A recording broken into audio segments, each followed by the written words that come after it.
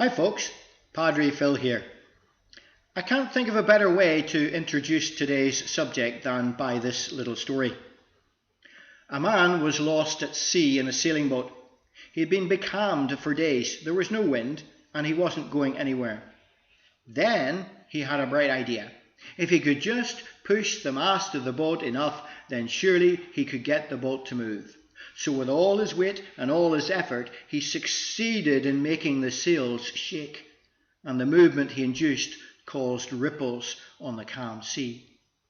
Seeing the ripples, the man convinced himself that his boat was moving, and so he continued to push against the mast. Finally, exhausted, he collapsed into the boat. Despite all his expended effort and energy and the evidence of the ripples on the sea, the boat hadn't moved an inch. Without the wind or without a rescue, the man's situation was hopeless. What is hope? And do you have any of it at the moment? You see, in my opinion, the greatest threat to human existence at this moment isn't coronavirus, but the removal of hope. As human beings, we need to have hope in order to live. And at the moment, it is hope that is in short supply. Let me explain why. The writer to the book of Ecclesiastes in the Bible says this: "Meaningless, meaningless, says the teacher.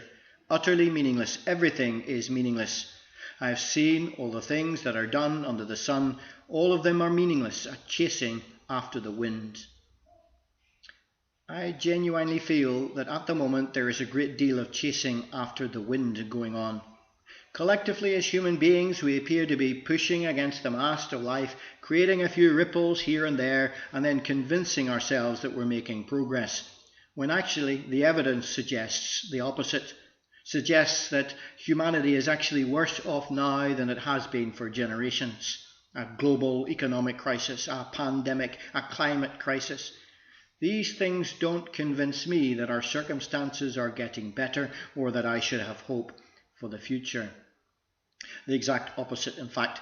The message that predominates at the moment is one of human effort. Just one more lockdown and we'll have this disease licked. If we could just stop racism in society, society would be so much better. If we could just put the right plastic in the right bin and turn off our televisions from standby and drive electric cars by 2030, then we can stop global warming. I'm afraid I'm not hopeful about any of that. It just seems to me that we are pushing against that mast, causing a few ripples and convincing ourselves that we're making progress. As Ecclesiastes says, "I've seen all the things that are done under the sun. All of them are meaningless, a chasing after the wind." As human beings, we seem to be chasing things that are always just beyond our grasp. Clean energy, a virus cure, a healthy economy, jobs for everyone, better health care. These things are promised to us if we act in a certain way, but yet they never come. There are a few ripples here and there, but no forward momentum. If anything, we're going backwards. Our hope is misplaced. Like the man in that boat, we seem unable to save ourselves. You see, genuine hope needs two things. It needs certainty and it needs a vision for the future. And yet it is both certainty and a vision of the future that are absent from our situation in the world today. We are told consistently that no one can be certain about anything, that there are no absolutes anymore. Here's a little thought for you.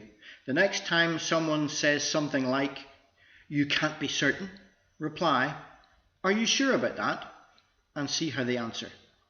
You see, if we can't be certain about anything, then we can't even be certain that we can't be certain.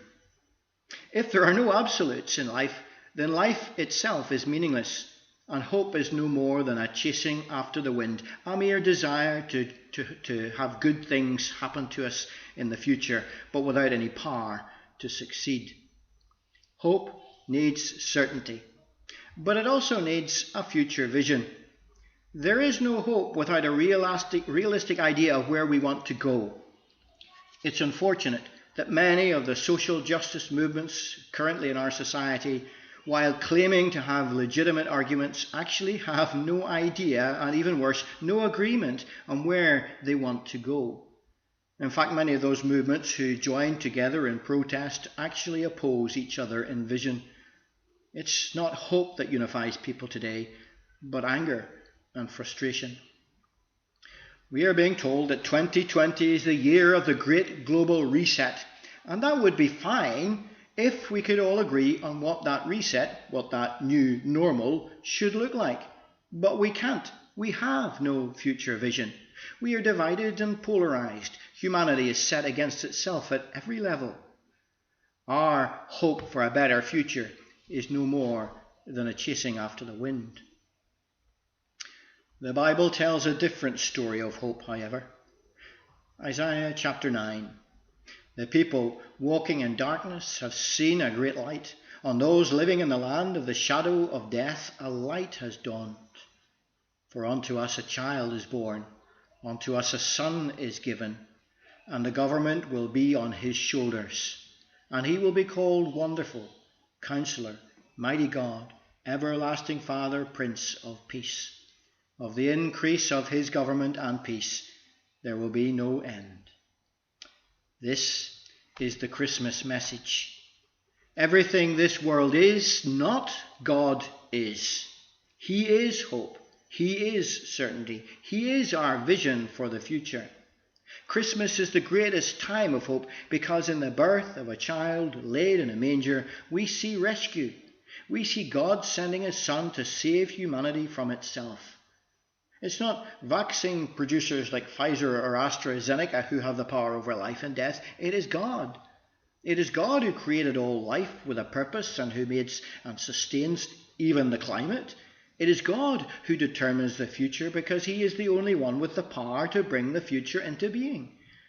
And it is God who sent his Son to rescue stranded humanity and to give us hope.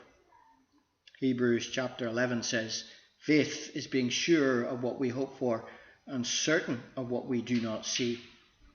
I wish you a sure and certain Christmas.